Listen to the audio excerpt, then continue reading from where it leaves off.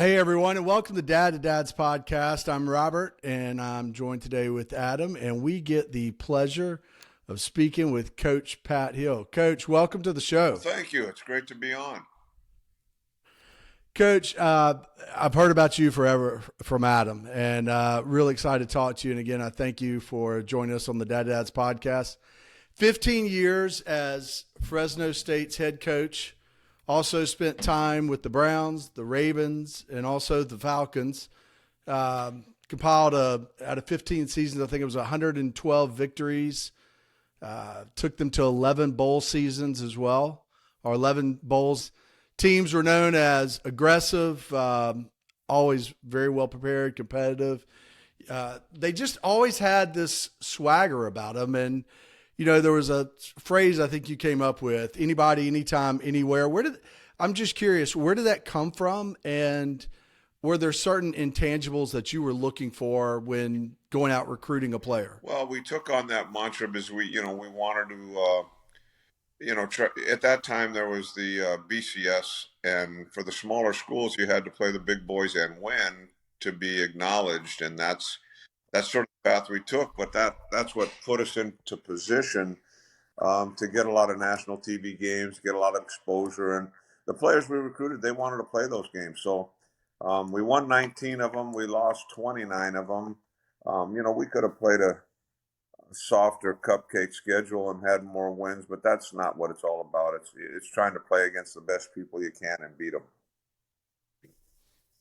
I get it. Were there other things you looked for within the player? I mean, you look at Adam. I mean, he's fast. He's not, Adam, no offense, you're not the largest guy. You are extremely strong for your size. What else? Was there some like grit or anything like that? I mean, a toughness character trait maybe? I worked for a guy at Baltimore named Ted Marchibroda years ago, and I remember him telling me once, there's a lot of guys that like everything about football except football. I wanted to find guys that liked football. There's a lot of guys in college and in the pros that, they like all the stuff that goes along with football, but the actual game is secondary. And I wanted to find guys that really love the game. And Adam's a perfect example of that guy. I mean, tough, hard-nosed, aggressive, loved to play the game of football.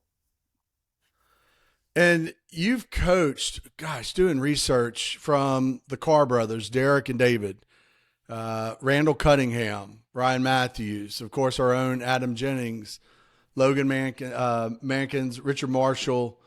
You've coached just, numerous players which have gone on and made the big leagues. Which other ones am I missing? Oh, I don't know. At one time, there were 37 of them in the NFL. There's so many of them that went on to play, but that wasn't the key. The best thing that I really took out of the experience of coaching for 42 years is watching young men like Adam and a lot of the other young people that I coached, just go on with their lives, become great fathers and husbands. That's great. Adam, you were about to say something. Not many of them go on. Oh, no. I was saying that there was one guy left out of that, in which he had a short stint in the NFL, and that's Rodney Wright, one of the best football players I've ever seen in my life. Yeah, he's as tough as they came. I mean, but we had so many young men that didn't go on to the league that had great careers and have become once again great fathers and great husbands and great community leaders. And there's a lot of young men that came from backgrounds that you'd think, they didn't have those things when they were young, but you know what? They became those type of people, and they became very successful, not only on the field, but off the field. Coach, I was looking at the tribute on YouTube that some of your players got on there and did to you for your 70th birthday. And when you look at that's amazing too, just to have all of them come on there and, wish you happy birthday. But you had guys in the league. You have guys that look like some of them in the medical profession, law enforcement, just everything. So that kind of speaks to what you're saying. And another thing too, if I remember correctly, the graduation rate when you came on was like around 90%. Am I not correct? When I came on, we were in USA Today. We were rated the worst in the country. Yeah. And then we did a really good job with it. Our graduation rate became very, very good. And a lot of the guys went on and were very successful. So it wasn't just when you coached them, it wasn't just success on the field. You were coaching for success off the field as well. Is that There correct? was a lot of we talked about life after football. We talked about becoming young men accountable, giving them the tools to be successful after football, because there's a lot of guys that go on and have a chance to play in the league maybe for a little while. It doesn't last very long, and it doesn't last forever. And a lot of those guys cannot handle life afterwards because they haven't prepared for it. And Adam can talk about that. I mean, it's hard after doing that your entire life since you were a kid, and all of a sudden it's over. That's you got to have a plan, and a lot of people don't have a plan. I 100% agree. It's it's kind of a re-identification of yourself, and your identity while you're playing football is only football, right? And then all of a sudden you have to become something else, and you have to live with the past. And I mean, football is kind of an emotional roller coaster for me. Like there's ups, there's downs, and just get back in and coaching the game again has been amazing, right? And, like I'm standing there talking to some of these kids. I'm like, it's gonna be okay, little fella. You're okay. You're not just a football player. Yeah. Like you're a person. Yeah. And so, for me, it's so funny. Like I'm standing on the flag football sideline trying to help the kids roll through those emotions. I'm like, you're gonna be all right. Football's not forever. We'll take the lesson from it. So Adam, when you're coaching, yeah, when you're coaching these kids, do you feel at times that you have Coach Hill speaking through you? Yeah. Oh, absolutely. I still remember, we'd be in a chaotic environment. Everybody's screaming, the momentum's going against us. And then Coach Hill brings us all to he didn't give a shit at the time. He'd be like, get your asses over here. And he'd bring us all together and then talk to Game. Huh? Yeah. What was that? In the middle of a game. Yeah. Yeah, he'd bring us over and have us calm down emotionally. He's just like, get your shit together. It's gonna be okay. We just need to do this, this, and this, and then the game's gonna be all right. It's gonna continue, and I'll never forget it. Like I have to tell kids in the middle of a game, I go, take a deep breath, pal. Breathe a couple times. All right, let's think about the next play. I don't care about what happened. Let's think about what we have to do now to move forward in the game. And for me, it's like Coach Hill and Coach Baxter and a lot of other coaches did a lot of that stuff for me, where I was like, I got the wind knocked out of me. I fumbled a punt or whatever I did. He's like, it's gonna be okay. Move to the next play.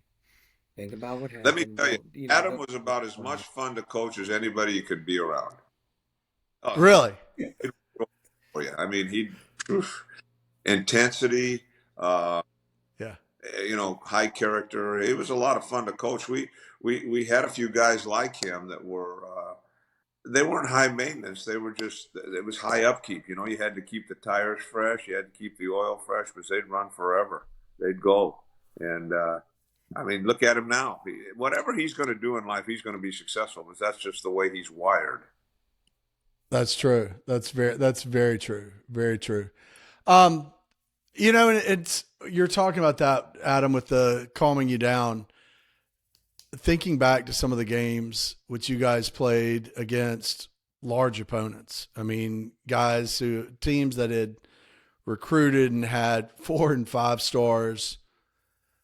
You watch that today with, I hate to use this word, when you see those teams against smaller opponents or opponents with less of an athletic budget. That's a good way to put it. Yeah, it seems like after go ahead. The kids are the same. I don't give a shit if you got 5 stars or no stars. The budgets are different, but there's no in the player. The players can play if they believe they can play. If you give a kid an excuse to lose, he'll lose. But if you that's great. If you always go in there with an attitude that you're going to win, the chances are that you got a chance to win. You always got a chance to win. And, Yeah. we would have got a lot more wins in those games if we would have gotten some officiating calls and play these big teams. He's talking especially about Oregon. Yeah. Over 10 years later, now that it's over, I can go through some of those things. I mean, hey, Coach, I went to Southern Mississippi, and we used to play Alabama, Auburn, all those, and you already knew you're not only playing the team, you're playing the refs. I mean, there were so many times. Well, I tell you what, Southern Miss did a great job. They were a team a lot like us. And that's why I followed you guys, because I felt like there was a lot of identity, and also you could get your games later. Yeah. And so that's why I followed you guys, because of that. There was a lot of similarities. We were very similar. I was very familiar with what Southern Mississippi did, and Appy States like that, Appalachian. There's some schools they don't give a shit. They're just going to play, and that's the attitude you got to have if you want to win those games. Otherwise, when it gets out there, well, we weren't supposed to win, so it's okay. Yeah, it's bullshit. You got to win. Well, and that all starts at the top too. I mean, it does. It all starts at the top. I've got to ask you a question.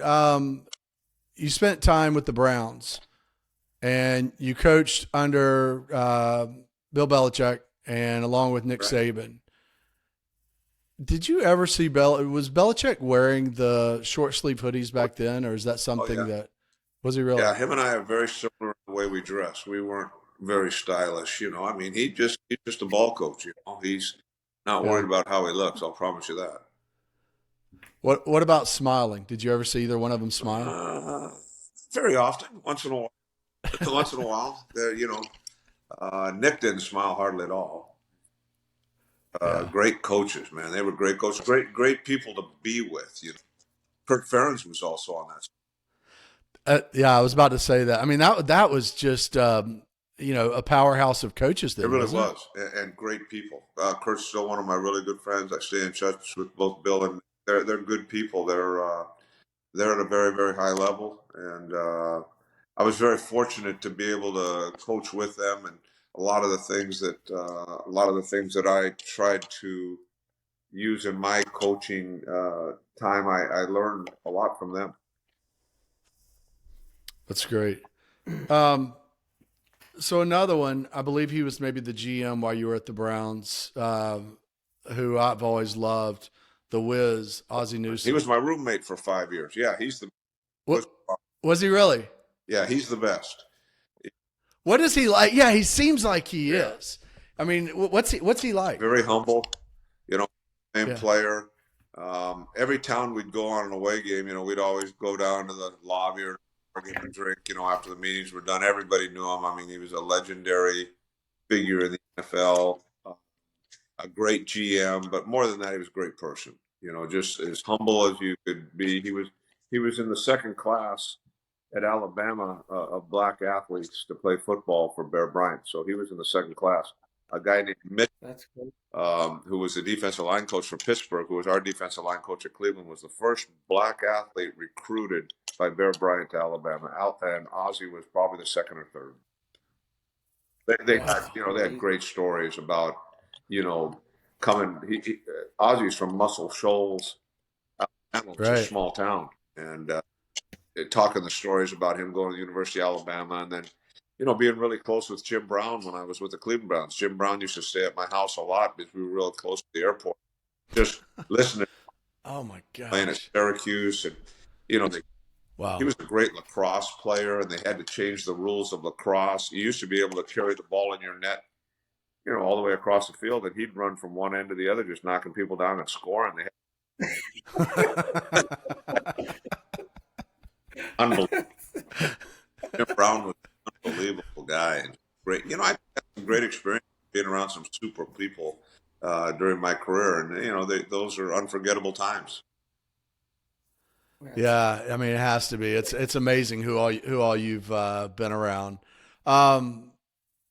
You should write a book. No, you should. You should. Adam and I were talking about that the other day. Yeah. I mean, just the overall nobody wants to write a book. I can't write anything, but I'm just like the stories in which probably encapsulate your football experience like shit. Everybody wants to hear it, but Yeah, it comes full circle, write a obviously. book, you'd probably piss some people off. So You know what? That's what it's all about. I mean, but just, I mean, the stories, I just love even, this. knowing Jim Brown and having a close relationship with all these guys, Belichick and Ozzy Newsome. I mean, that's amazing in and of itself, and just the time spent on the road. Hey, I've got somebody I want to ask you about you were there through the whole, oh gosh, debacle of the Browns, then the Ravens, that was very, which that was just crazy, but we won't even go into that. But the Ravens, I believe it was that first year, the Ravens drafted a guy first round out of Miami, future Hall of Famer Ray our 2 Lewis. first-round choices were him and Jonathan Ogden, 2 Hall of Famers. Yeah. Jeez. What was it like? Because you were coaching what, the offensive line and the tight ends Right. then? I went down on the trip when we worked out Ray Lewis. Ray Lewis was only about 215 pounds coming out of Miami. But everybody knows him as when he was with the Ravens, probably 235 or so. But he was small coming out of college, weight wise, and but the guy was just a ball of butcher. Man, the guy made tons of plays. I mean, unbelievable plays. And he did the same thing as a pro. Once again, another good person. I mean, he was. I was only there his rookie year, both him and Jonathan. I had them both in their rookie year, and then I went to Fresno. But both of them just had great work ethic. Both started as rookies. Both had really good careers, obviously, Hall of Fame careers. But the thing I remember the most about him, when I went down and I saw him for the first time without really looking, I'd already seen the tape, but if you're not looking at the tape, just looking at him, you're going, wow, this guy's not very big. And he wasn't. He wasn't very big. I mean, but God, could he play. There was another linebacker at Florida State that year. I think he played for Tampa Bay, played for years, was another small linebacker. What was his name? Brooks, I believe. Yeah. Was it Derek Brooks? Oh, Yeah. there, yeah. Yeah. He was great in Tampa too. Were you there when Adelius Thomas I don't remember. was on the Ravens? No? Okay. Probably missed that. So like with the Ray Lewis, he's a rookie. Could you tell then, like, man, this guy is going to be something special? Well, yeah, because when as soon as he got in the huddle as the starting middle linebacker, he just took over, and I mean, he commanded the room. I mean, talking huddle, you could see people listening. I mean, he commanded the respect of his fellow players, even though he was a rookie, because they respected his ability to play. Respecting somebody. I mean, if you're going to stand up in front of the team and they don't respect you, they're not going to give you the time of day. Yeah, that's true. It's just natural born leader. Well, I don't know if he's a natural born leader. He led by action. But there's certain people that when they walk into the huddle and say something, all the heads turn towards them. And there's other guys, they start talking. I sometimes watch those huddles in the middle of the field where guys are yelling and screaming, and there's a lot of guys looking to the stands and shit like that. They're not listening. But there's certain guys, when they get in a room or they get in a huddle and they start talking, all the heads are focused on them. And those are the guys that command the respect of the room. Yeah, it's good. That's good. All right, so tell me this. Most proud moment as a coach. What? Most proud moment as a coach. What would that be? There's been so many. A lot of them aren't even football related. Just watching guys like Rashawn Virtue is a perfect example, a guy that Adam had a great experience with. He was our fullback. The kid that came out of Bakersfield that really, you talk about a young man that didn't have a lot of parenting, I guess would be the way to say it, pretty much on his own. He met a young lady. You never would have believed that they'd ever get married. She was from England. He's got a beautiful family, and he's doing really well, got a nice house. He's doing really well in life. Those kind of stories are awesome. Adam Jennings, Cornell Banks, a young man that I got out of Edison High School, and the principal told me he'd never make it. And I used to remind him of that all the time. Not only did he make it, I mean, he's doing really well in life, working for Stryker, which is orthopedic equipment for knee. Yeah. I've got a beautiful wife, 2 beautiful sons. Those are the kind of things that I remember more than games, is the success of the guys. We've got a lot of guys that have had success, not all of them. We've had a few that, we've had to make Yeah. decisions on. And I always said, when it was more important to me than it was to you, it's time for you to leave. And but the ones that stayed and the ones that stuck with it, most of them have gone on in life to be successful. That doesn't mean you're a wealthy or that. Just successful in life means you're happy, you've got a family, you've got a job, you've got children, you're doing the right things. That's, to me, that's success. Yeah. Life is life's tough. Coach, do you ever think back, reflect on, you touch the players' lives, but it's not only them. It's, their spouse, their siblings, their other family members. I mean, you're not just touching the guys on your team, the guys you've coached. I mean, it's amazing how that has branched out to so many others. Do you ever sit back and think about that? Well, I don't know if I think so much about when they were playing their families, but after they're done playing and married and those type of things, yeah, you reach a lot then. But when they're with you, you're just trying to get through to them. Because a lot of the young men that you recruit in this game, a lot of them have been the man of the house since they were 10 years old. They haven't had a male figure telling them to do something for a long time, besides a coach. And it's a hard adjustment for some kids.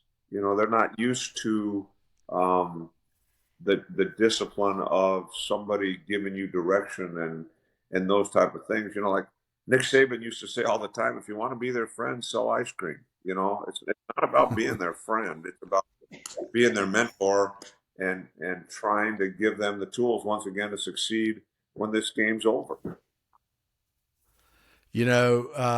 Coach, you hit on it. Kind of the underlying premise of the show was just to bring awareness to the importance of fathers being actively involved in the lives of their children. Absolutely.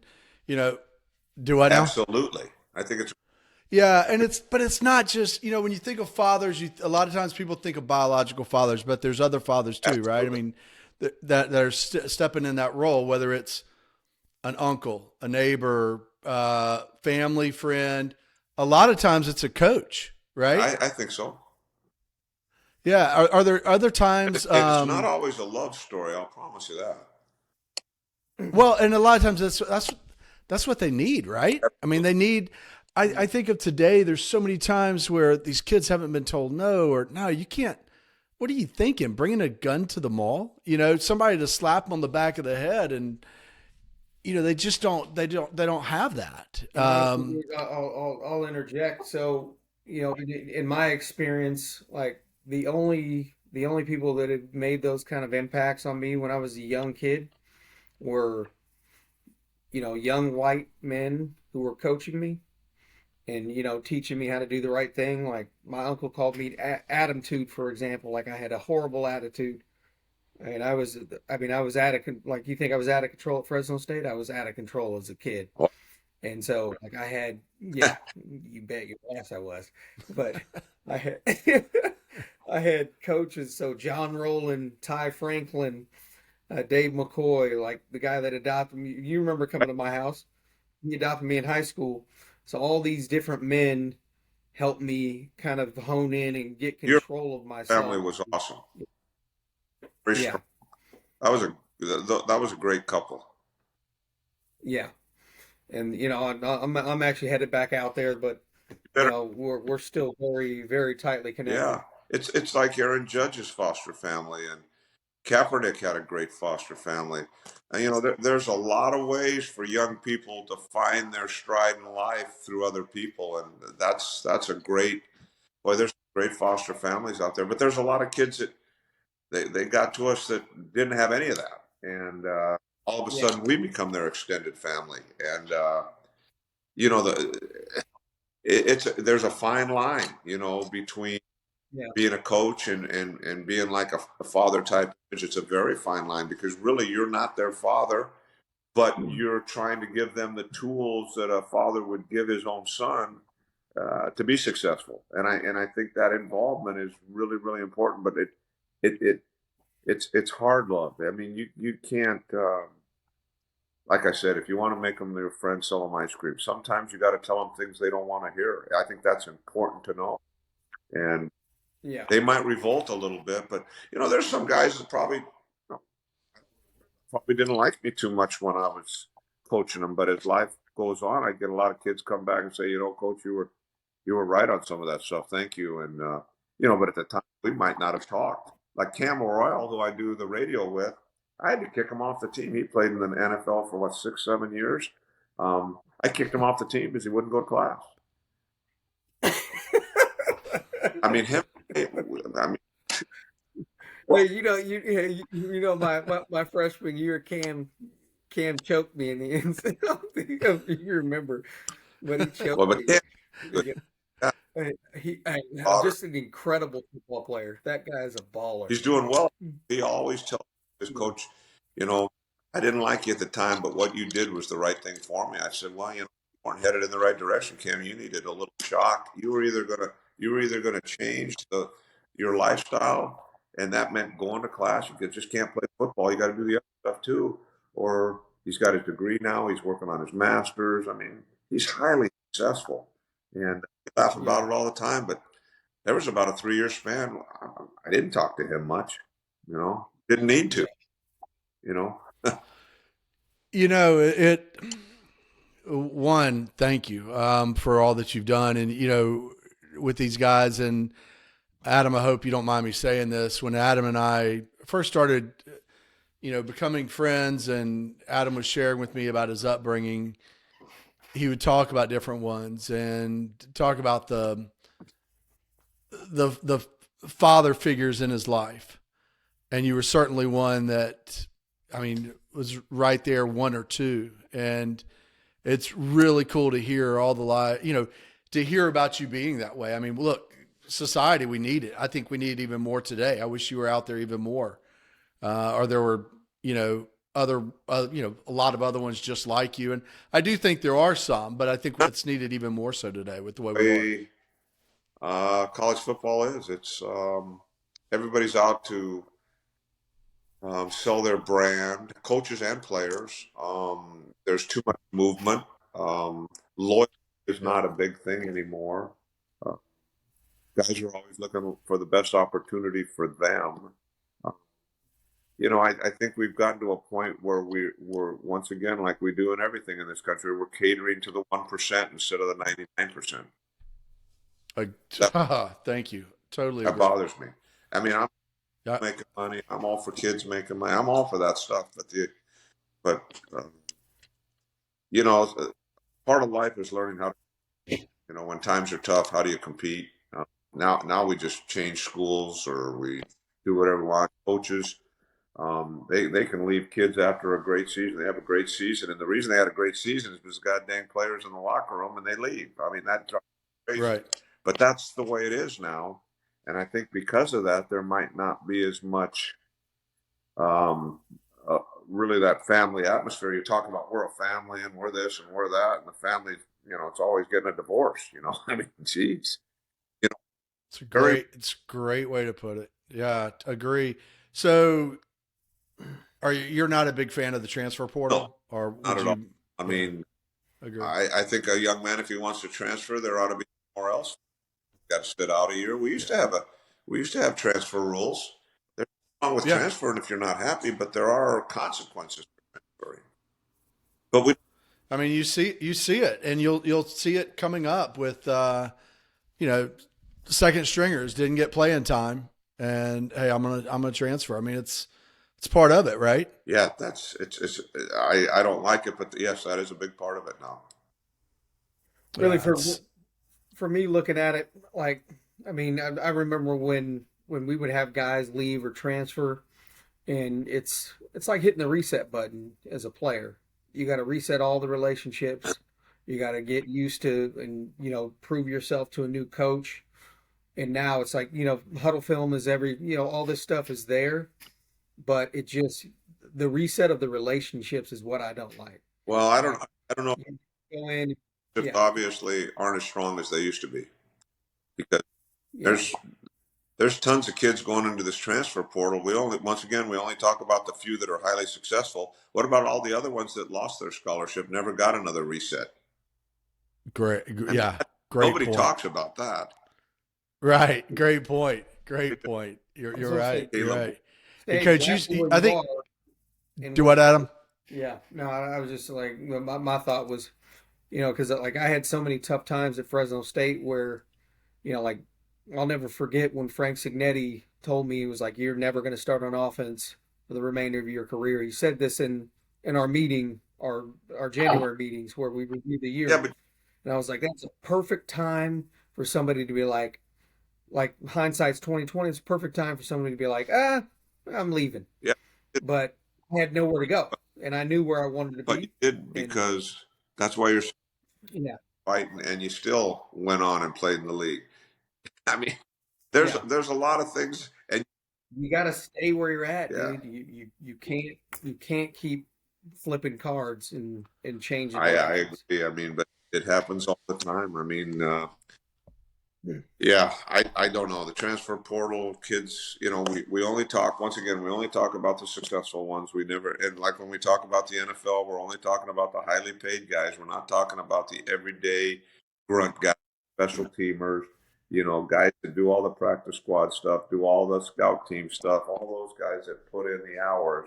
The only ones we ever talk about are the ones that have the huge contract. It's a show. It's more of a anything. Yeah.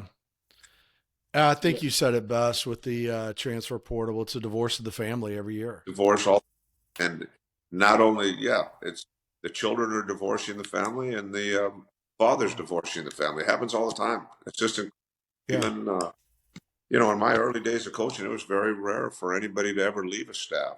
I stayed at Fresno for 15 years. I had chances to leave, and then, then you stay too long, and they get tired of you. So what do you do? I mean, it's hard. I lost 38 coaches in 15 years. A lot of them, 3 of them went on to coach offensive coordinator with Saban. I mean, I had 8 offensive coordinators in 15 years. I mean, I was always replacing coaches. That's hard to do. Yeah, I bet it is. It's very hard to do that now. So let me ask you this. I think of coaching, long hours. But when you're doing it, you don't realize it. It's just part of the job. You just get used to it. It is long. Yeah, but there's long hours. There's, especially now, moving locations, different universities. I just think of it like it could be a drain, almost mentally, emotionally, and physically at times. Like, how did you balance being a coach as well as being a dad to 3 sons?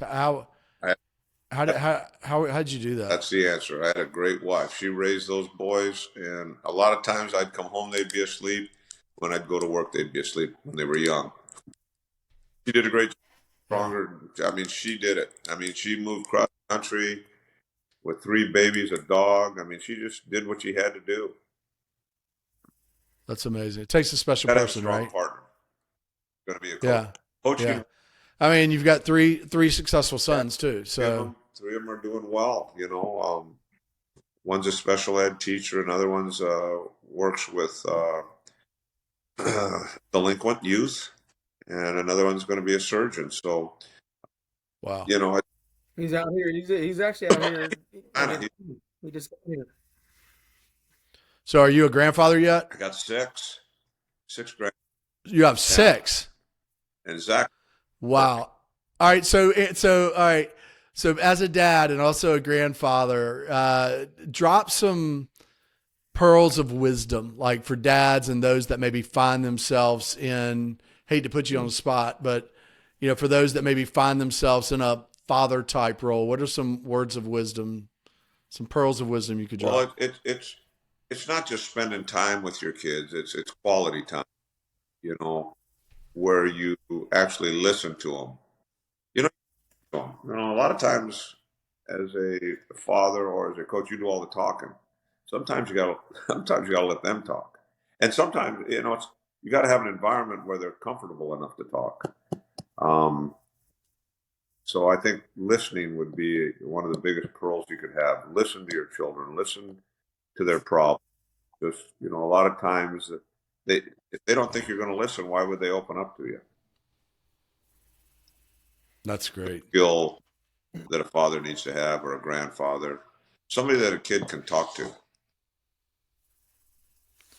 Well, you obviously, those pearls of wisdom, words of wisdom, Adam will bring up through conversation. He'll be like, well, Coach Hill used to say, so you obviously drop that in your coaching a good bit. That reminds me, Coach Hill used to always say this. Coach Hill used to, if you show up to breakfast in the morning, there is no yawning allowed. You cannot yawn around the ship board meeting.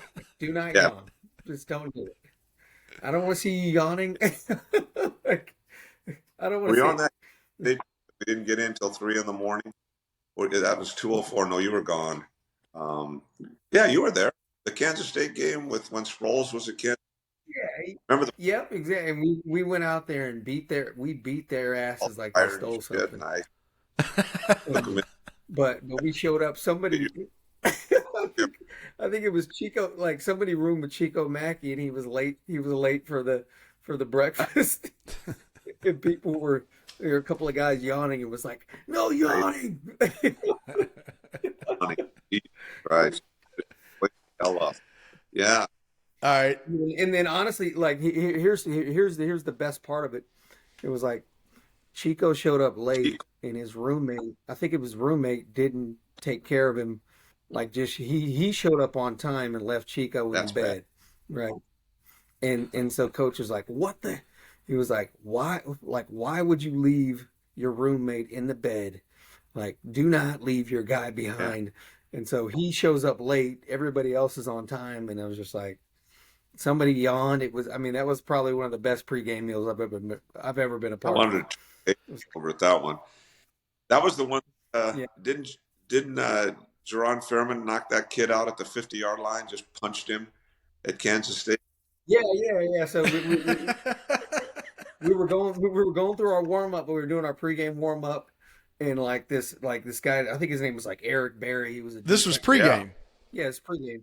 So I'm jogging through, and we're doing our little, our little pregame warm up as wideouts, doing our catches, and one of the guys from K State kept nudging up against people, right? And so we're from California, and I can describe the conditioning in which we were. We're like a bunch of psychopaths in the line. So we're catching the ball. He keeps bumping into guys, and Jerron eventually, he bumped into a couple more dudes, and Jerron took a full-on sprint and hit this kid, this D tackle, square in the back. Oh wow! It was. He hit him so hard, and then so we got the dude started the fight, and we were just like, all right, stop hitting us, stop, and he kept doing it. I don't know where the guy was from, but Jerron took a full sprint and hit. Jerron's with Lane Kiffin at Ole Miss. Yeah, Jerron hit him. He hit him so hard. Sure is. And then things started to go. Those K-State guys, in all honesty, they were a really tough football club. But that day, they didn't. That was an app. Yeah. Adam, that was a great fight. That was a great fight. That was a good fight. Adam, you think of Coach Hill. What do you think of? And maybe give me a story on Coach Hill. Something people won't know. It can be embarrassing. No, it's like. But let's be respectful. Oh no! One of my favorite stories, man, is like we used to go back and forth. Like the energy and momentum always shifted with us in Hawaii. So they would come to Fresno, and we'd just beat the crap out of them. Right? They'd have to fly 5 hours, get there, drive to Fresno, and we beat them 70-14 in 20. I think it was 2004. Yep. And there was one year that we went out there, and I think it was 2003, where we played them on the Rock, and so we had one of those momentum shifts. Right, this is halftime. Just envision we're down at halftime. We got all these. So we had Bernard Berrian, we had Bryce McGill. We had all these really good football players on our team, and I'll never forget this story because it was so funny. Like we're down at halftime, and Coach Hill's trying to turn the tide, right? And so he's trying to get us motivated. And so he says, he's like, Bryce, come on, let's go. He's like, Bernard, do something. And then he looks back. And this is where the Pro Bowl is hosted. So these are big ass lockers, and he attempts to push one over. Pull one up. Yeah. Yeah, so he attempts to push it over. And so he gets like about a quarter of the way there. Then he stops. He has to regather himself. This guy's relentless, right? He's relentless. And he ends up regathering himself and pushing this locker all the way over, gets it down, and he's like, boom, the job is done. The job gets done. But he looks back at us and he's like, that locker's heavy. Dude, that's exactly how I remember. It's like, dude, he tells all of us to get our shit together, do something, then dumps all, and that's like one of my favorite memories. And it's relentless. It's consistent. He's going until the job gets done, and he's gonna do it the right way. And it was, I mean, that was you had to be in that locker room and to see that happen. Like, that was fucking awesome. It was hard to So. play. Hey, those lockers were heavy as shit, though. You know, it took a while to pick that thing up. A couple of guys picked it up after. Yeah, that was.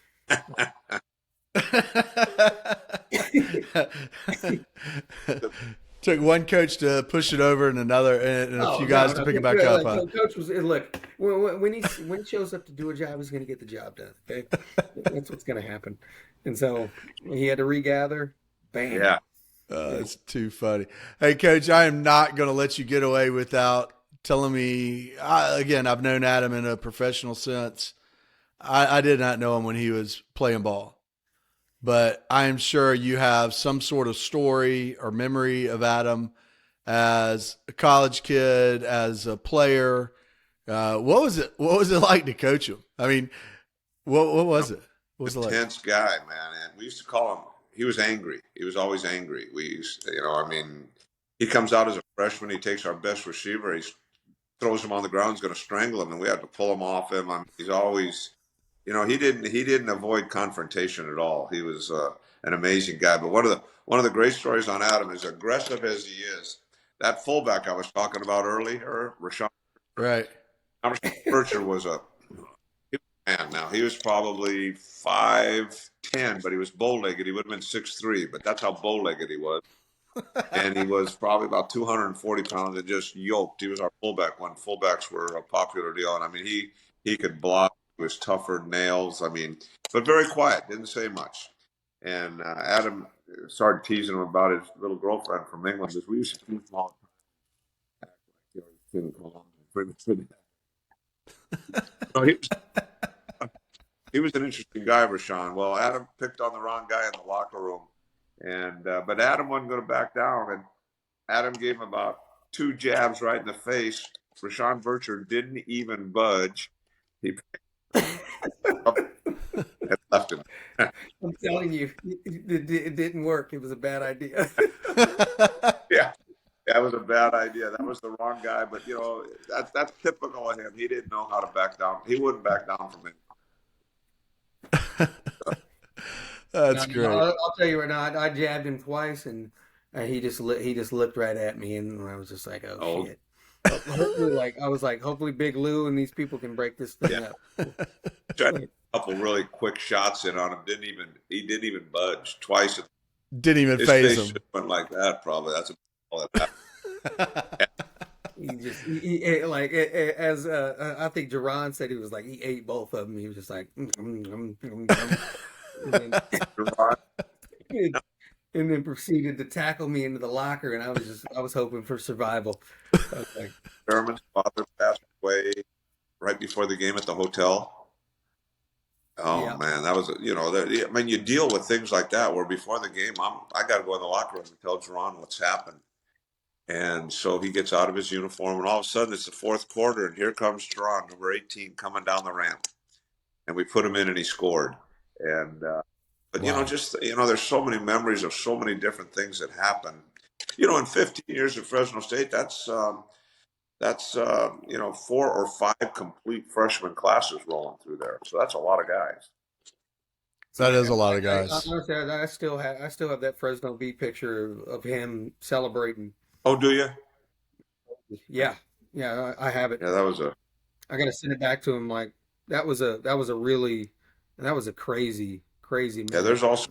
Where he scored on a fly sweep over to the left. Yeah, and then there's the tough times where, I had a big offensive center that in 2006, he was an all-conference center like 2 years in a row, senior year, and that's the one year that we didn't have a winning season in 2006 and had a bad year, tough year. So he he didn't like to go to class anyway, and Kyle Young, he wouldn't go to class. I mean, great player. I mean, but that's the way it is. You're not going to go to class, then you're not playing. So, and Marcellus Armstrong probably could have been a great player at Fresno State. He started both ways and punt returned as a freshman. And he wouldn't go to class either. And pretty soon it gets to the point where you put him on a 3-strike deal, 3 strikes and you're out. And they don't quite understand that you're serious, I guess. And as soon as 3 strikes are there, you're out. Doesn't matter who you are. And you got to have that, because if you don't, then there's got to be an or else factor in life. As a child, as a player, as a coach, as an employee, as an owner of a company, you got to have an or else factor. Or am I correct? And Coach Baxter told me this story. I think you may have told it to me. Marcellus he was the guy that got arrested and hauled out at Rice, right? I mean, or all of a sudden hey, where's Marcellus? Baxter, his punt return, and he points over towards the tunnel, and the police are handcuffed him in his uniform, taking him up the ramp. Really? Yeah, he got. Dude, that's crazy. Oh my God! If you're around it long enough, you see some strange things. Oh, I can't imagine. I can't imagine. But like you're talking about all the tough love that you gave out, and you're preparing them for life. I mean, you said it with work, with whether you're presenting a proposal to a company. I mean, you don't get a second chance. No. I mean, you have to be prepared, for that first opportunity, that one opportunity. I listen to a lot of people talk about tough love, and when it comes down to it, they're soft. It's not easy to tell kids things they need to hear, but you want them to like you, but it's not a matter of them liking you. It's a matter of giving them direction in anything. If you own a company, you got to be the same way. If you sugarcoat it all the time, you're never going to get the production that you need. That is so true. I told I have 2 boys that are both in middle school, and we had a talk not too long ago. I was just crawling all over both of them about something, and I just told her that they were looking at me so odd. I'm like, look, I'm not your friend. I'm your parent. I'm your dad. One day we'll be friends. Right now, I'm your dad, and this is the way it is. That's good.